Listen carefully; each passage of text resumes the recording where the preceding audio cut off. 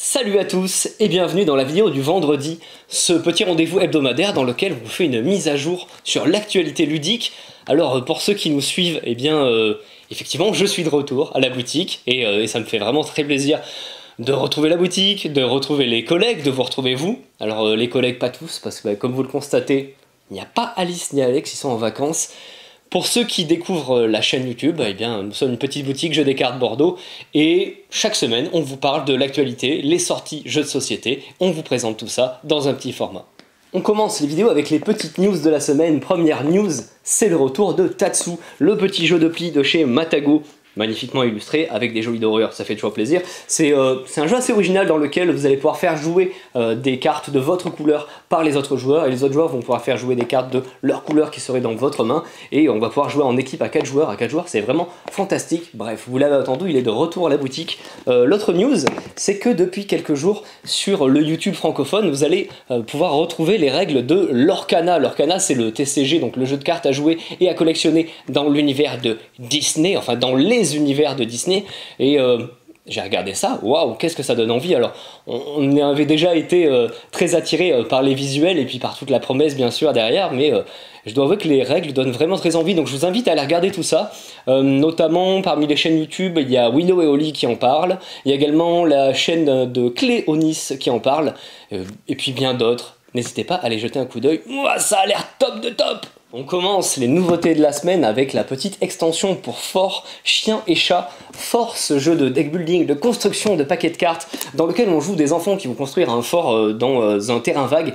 Vous allez recruter des cartes d'enfants, de personnages, qui vont vous donner un coup de main, mais si vous ne jouez pas avec eux, ils vont se mettre dans une sorte de marché dans lequel les autres joueurs pourront les récupérer. C'était assez malin, c'était assez original comme proposition, et toujours dans cette dynamique de personnages qu'on peut s'échanger un petit peu entre les joueurs, on va s'échanger désormais les chiens et chats. Alors, on va essayer de ne pas les échanger toujours, parce que vous allez avoir des bonus de points bruts en ayant plus de chats ou plus de chiens que les autres joueurs. Donc en gros, les chiens ils vont venir chez vous s'il y a certaines conditions, parce que vous pouvez bien vous occuper de ces chiens, mais si vous ne remplissez plus la condition, ces chiens ils vont potentiellement aller voir d'autres joueurs.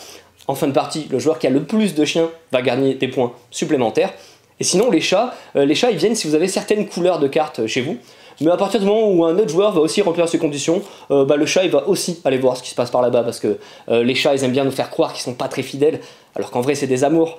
Et en fin de partie, vous allez gagner des points selon le nombre de chats que vous avez. Voilà donc une petite extension en petit format pour le très original Fort. On continue l'actualité avec Cheese Masters, le nouveau jeu de la gamme Minigames chez Yellow. C'est un jeu d'observation, rapidité et calcul, avec une thématique fromage. Qui dit fromage dit souris, qui dit souris dit chat. C'est un jeu donc pour 2 à 8 personnes à partir de 8 ans et pour des parties d'environ 10 minutes. C'est un jeu dans lequel nous allons avoir des cartes qui nous indiquent nos points de vie. Vous allez perdre des points de vie en faisant des erreurs, donc le but c'est de ne pas vous faire éliminer parce que 0 point de vie c'est fini. Vous allez avoir des cartes de valeur, vous allez avoir des dés qui vont indiquer des nombres de fromages et donc avec vos cartes de valeur il faudra indiquer la bonne quantité de fromage que l'on voit au total sur les dés, et il va y avoir des petits jetons de fromage que vous allez prendre et placer sur votre carte de valeur pour dire que vous validez. Comment ça fonctionne une manche? C'est hyper simple, on va jeter les dés, on va préparer les fromages, donc il y a autant de fromages que de joueurs, moins 1, donc il y aura un joueur qui n'aura pas de fromage. On va donc jeter les dés. Sur les dés, il peut y avoir différentes faces, face 1 fromage, face 2 fromages, face 3 fromages, et donc on va regarder combien il y a de fromages au total. Si par exemple il y a 4 fromages, je vais jouer une carte 4, et donc là c'est de la rapidité. Et puis je vais m'emparer d'un des jetons de fromage que je vais mettre sur ma carte pour valider mon 4, parce que je pense que c'est bon, j'ai bien calculé. Ce qui peut se passer aussi, c'est qu'il va y avoir des faces, souris, chat. Une souris, ça annule un fromage. Un chat, ça annule une souris. Donc déjà ça va un petit peu vous embrouiller. Ça, ce sont les dés jaunes, ce sont les dés basiques. Fromage, chat, souris. On pourra rajouter les dés oranges qui vont encore corser les règles, alors soit d'une manche sur l'autre, soit d'une partie sur l'autre, et puis on choisit combien on met de dés oranges. Je vous l'ai dit, il y a un nombre de fromages égal au nombre de joueurs moins 1, ce qui signifie qu'il y aura pas toujours un joueur le plus lent finalement, qui n'aura pas de fromage, et donc ce joueur n'a pas été assez rapide et va perdre 1 point. Par contre, si vous avez bel et bien validé, mais que ce n'était pas le bon calcul, parce que vous êtes fait avoir avec ces histoires de chat et de souris, vous perdez 2 points. Voilà en gros comment est-ce que ça fonctionne, ce petit Cheese Masters, observation, rapidité, calcul. Je sens que je vais être très mauvais à ce jeu-là, mais ça m'a bien donné envie d'y jouer, et le matériel est top de top, avec ces petits jetons de fromage. Petit rattrapage sur High Score. High Score est déjà sorti depuis quelques jours, mais c'est bon, on le propose enfin à la boutique. C'est également Yellow qui le propose, c'est un jeu pour 2 à 5 personnes à partir de 8 ans pour des parties de 20 minutes, une demi-heure. C'est un jeu d'ambiance, c'est un jeu de dés, avec un petit peu de calcul, mais surtout de la prise de risque, oui, parce que c'est Rainer Knizia, donc Rainer Knizia, prise de risque, comme très souvent.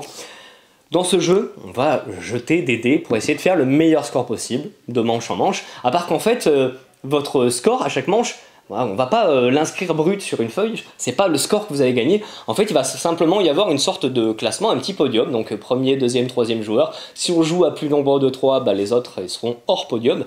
Et le joueur qui a le meilleur score va gagner 3 points. Deuxième joueur-joueuse va gagner 2 points. Et troisième joueur-joueuse qui a le meilleur score va gagner un seul point. Les autres, rien du tout. Et donc, vous le comprenez, on va essayer de grappiller 0 à 3 points de manche en manche pour essayer de faire le meilleur score possible. Ça sert à rien d'être éclatant dans une manche, si vous aurez peut-être un joli score sur cette manche, mais le but du jeu, ça va être d'être constant. Que va-t-on faire? Comment va-t-on faire pour faire ces points? Eh bien, c'est assez simple. On a des dés numérotés 1, 2, 3, 4, 5, spirale.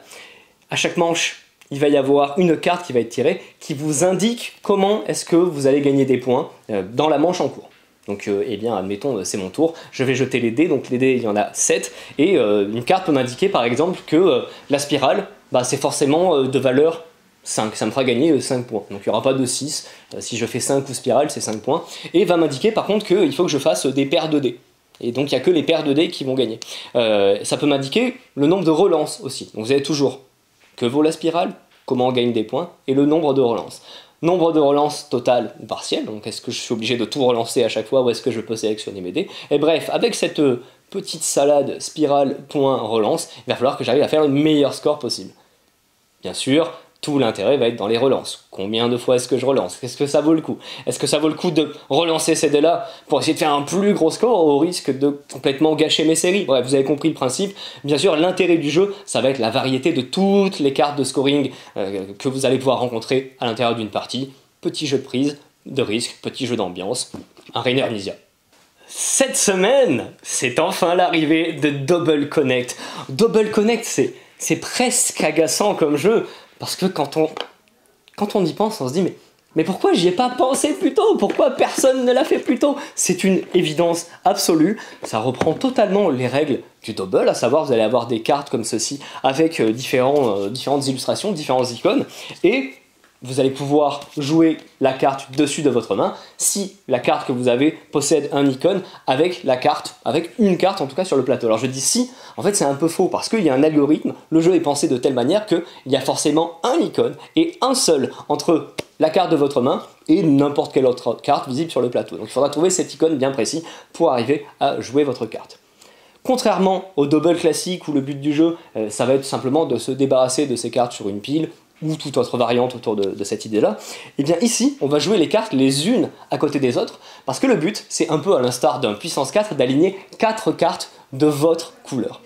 Aussi simple que ça, on joue tous en simultané, et donc vous allez essayer de construire votre jeu en positionnant vos cartes au bon endroit. Évidemment, quand vous voulez poser une carte à un endroit bien précis, il va falloir trouver l'icône bien précis. Vous avez la carte du dessus de votre main, vous ne pouvez pas la passer, vous ne pouvez pas choisir une autre carte, donc il va vraiment falloir composer avec cette carte-là. Et puis il va falloir essayer de bloquer le jeu des autres joueurs. Un joueur qui commence à aligner 2 cartes, 3 cartes, évidemment il va falloir le ou la bloquer très très très vite.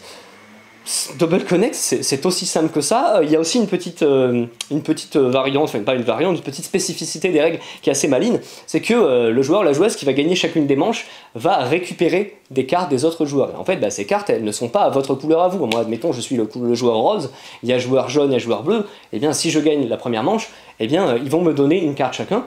Quand je vais poser ces cartes, ce sera potentiellement à leur avantage à eux. Donc il faut que je fasse très attention à ces cartes-là. Et à nouveau, tant que je ne les ai pas passées, je ne pourrai pas jouer des cartes de ma couleur. Ça, c'est assez malin. Première fois, je gagne une manche, je récupère une carte de tout le monde. Deuxième fois, 2 cartes de tout le monde, et ainsi de suite. Le but du jeu, ça va être d'essayer de gagner un certain nombre de manches qui correspond au nombre de joueurs. Double Connect, c'est aussi simple que ça. Ça brille par sa simplicité, c'est ce genre de jeu où on se dit waouh, c'est une évidence, et je suis vraiment très heureux de vous le proposer. Nous sommes heureux de vous le proposer à la boutique, et à nouveau, comme dans le double classique, vous allez trouver quelques variantes de règles, notamment la possibilité de jouer en équipe. Tout simplement, équipe rose, on prend les cartes roses, on se les dispatche, et c'est parti. Cette semaine, c'est également la sortie de Nimalia, un jeu de William Liévin illustré par Pauline Détraz chez la boîte de jeu. C'est un jeu pour 2 à 4 personnes, pour des parties d'environ une demi-heure à partir de 10 ans. C'est un jeu de construction de plateau à l'aide de cartes. On va jouer 5 manches. À chaque manche, on va gagner des points selon certains critères qui sont donc tirés en début de partie. Il va y avoir 4 cartes de critères, de convictions, d'objectifs qui sont tirés en début de partie. Et à chaque fin de manche, 2 cartes vont s'activer en quelque sorte et vous indiquer comment vous allez gagner des points. Vous pouvez connaître à l'avance l'ordre et l'agencement des cartes qui vous feront gagner des points, donc vous allez pouvoir les anticiper et optimiser tout ça sur votre plateau. Plateau qui va être constitué de cartes, donc on va se drafter des cartes à chaque manche, 3 cartes. J'en ai 3, j'en choisis une, je passe les 2 au voisin, je récupère les 2 cartes de mon autre voisin, je choisis une nouvelle carte, etc. Quand j'ai 3 cartes, je vais pouvoir les disposer sur mon plateau déjà existant, je vais pouvoir recouvrir des cartes des précédemment posées pour essayer d'optimiser tout ça. Donc en fait ce sont des cartes où il y a 4 emplacements à chaque fois. Sur chaque emplacement vous allez pouvoir trouver un type de terrain et un animal, et évidemment ce sont ces types de terrain et ces animaux qui vont faire marquer des points selon les conditions qui ont été tirées au hasard en début de partie. Donc il y a pas mal de cartes de conditions, leur agencement et puis l'ordre dans lequel elles vont s'activer ne sera probablement très rarement jamais le même d'une partie sur l'autre, et c'est ça qui va faire toute la rejouabilité de Nimalia. Donc c'est un petit format fort sympathique, un jeu de construction de plateau somme toute assez basique mais néanmoins très efficace. Cette semaine, nous avons également reçu des puzzles, mais pas n'importe quel puzzle, des puzzles de chez Yellow, illustrés par Paul Maffaillon et Régis Torres, dans les univers de King of, donc New York, Tokyo et King of Monster Island, donc avec des grosses bébêtes qui se cognent dessus. J'aime bien les illustrations, j'aime beaucoup les illustrations, notamment celle-ci. C'était un poster qui était fourni, je crois, dans les boîtes de la version Dark de King of Tokyo. Ça fait plaisir toujours dans cette gamme de chez Yellow de retrouver des illustrateurs et illustratrices de renom. Et donc voilà, vous pouvez retrouver désormais ces 3 boîtes de puzzles chez Yellow à la boutique. Que serait la vidéo du vendredi sans son actu JDR? On commence avec Wallow Wide. Wallow Wide, c'est un jeu dans lequel on est dans le monde réel. C'est un jeu dans lequel il n'y a pas des extraterrestres, il n'y a pas de la magie, tout ça. Non, non. Nous sommes aux États-Unis et nous sommes des flics, tout simplement. Ce petit volume là il s'appelle épisode pilote. Pourquoi? Parce que derrière il va y avoir toute une gamme plus ou moins fournie. Franchement je ne saurais pas vous dire ce qui attend cette gamme, quelle ampleur elle va prendre. En tout cas ce petit volume en souple, lui, eh bien il possède tout ce qu'il faut pour jouer. Donc vous avez les règles, vous avez déjà des personnages et vous avez déjà quelques aventures pour jouer des flics aux États-Unis dans le monde réel. Moi j'ai trouvé ça très original comme proposition, c'est pour ça qu'on a voulu le rentrer au catalogue. Également dans le genre proposition originale, nous avons rentré Les Veilleuses. J'aime pas du tout cette couverture parce que j'aime pas les espèces de têtes de poupées un peu flippantes. Ceci dit, c'est quand même assez attirant. Donc là aussi on est sur un petit volume en souple qui coûte pas 40 €, mais surtout ce qui va être intéressant, c'est le contenu, puisque déjà pour commencer, c'est assez atypique dans le sens où c'est un jeu à narration partagée. Alors ça signifie quoi tous ces grands mots? C'est tout simplement que c'est un jeu de rôle dans lequel il n'y a pas de meneur ou de meneuse de jeu. On est tous au même niveau pour raconter l'histoire ensemble. C'est un jeu dans lequel nous jouons des esprits de la forêt et on va protéger cette forêt contre tout ce qui lui veut du mal, donc à savoir les forces du néant, la souillure qui vient là un petit peu pour corrompre la forêt, et puis vous en doutez un petit peu contre les êtres humains, parce qu'ils veulent pas forcément du bien à notre forêt, peut-être qu'ils veulent nous raser pour faire du papier, pour faire des bouquins de jeux de rôle par exemple, je ne sais pas.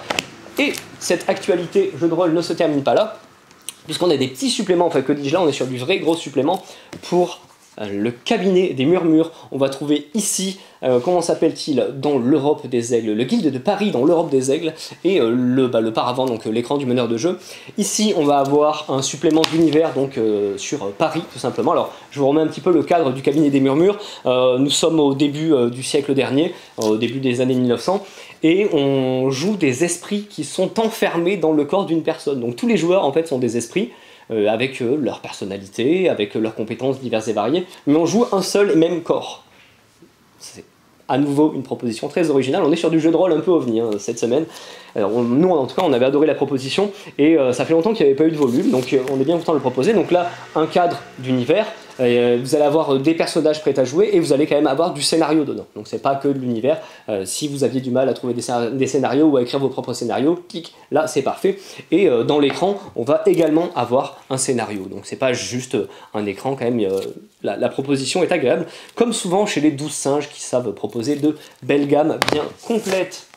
Et nous arrivons à la fin de cette vidéo, j'espère que ça vous a plu, j'espère que ça va vous être utile cette petite mise à jour sur l'actualité ludique. Je vous retrouve la semaine prochaine encore tout seul parce que Alice et Alex n'ont toujours pas terminé de profiter de leurs vacances pluvieuses a priori, mais croyez-moi ils en profitent bien et puis j'espère qu'ils prendront le temps de se reposer pour revenir bien en forme. La semaine prochaine je crois qu'on aura un peu plus de jeux, donc je crois qu'on passera un peu plus de temps ensemble et cette semaine pas de focus ou autre, parce que c'est pas facile quand on est tout seul, mais je vais réfléchir pour vous présenter des petites nouveautés. Qui sait? En tout cas, je vous dis à très bientôt chez Jeux des Cartes Bordeaux.